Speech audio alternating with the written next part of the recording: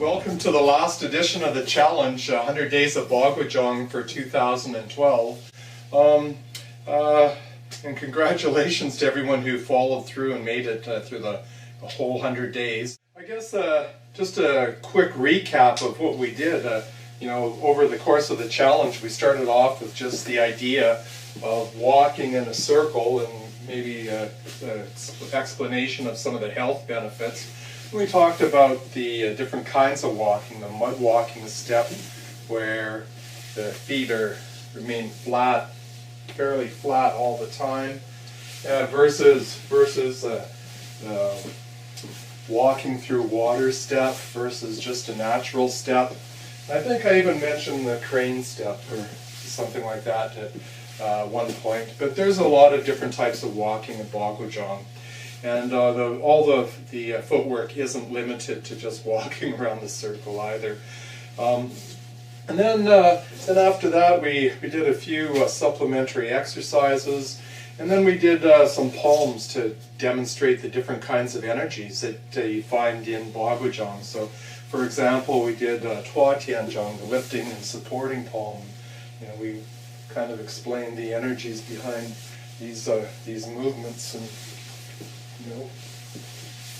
and we talked about Ping Tui Zhang, the kind of the pushing poem, and the idea of pushing from different directions and that kind of energy. What else? We did we did the leaning and supporting poem, which was the turn back, push, lean, turn around, and leaning through the different various positions in that palm change. And then we ended with a couple of strikes just to demonstrate some of the body mechanics used in some of the strikes in Baguazhang. In our style we have over 500 strikes, so there's a lot of variation. But what we talked about was Fuzhang and the pairing strike, and kind of, I guess, how it fits into the forms. And that was something to practice.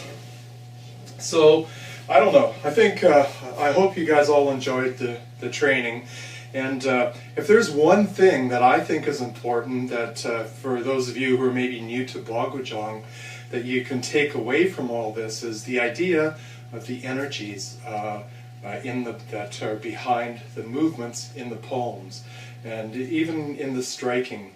So I demonstrated that, and it should be clear to anyone who, I hope, who is following along.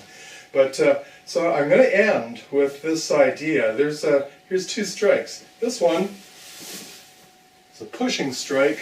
This one is a version of Tajang. And the energies in those two strikes versus this are different. And the effect of being hit by those two punches is totally different. I'm not going to explain that. That's your homework for the rest of the year. So if you come back and join us next year, I'll go through these two strikes in more detail and explain the energies behind them. So with that, thanks again for joining us. We'll see you guys next year. Have a great one. Bye for now.